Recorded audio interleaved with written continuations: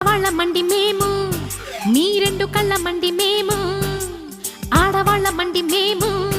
మీ రెండు కళ్ళ మండి మేము కూరే మీరైతే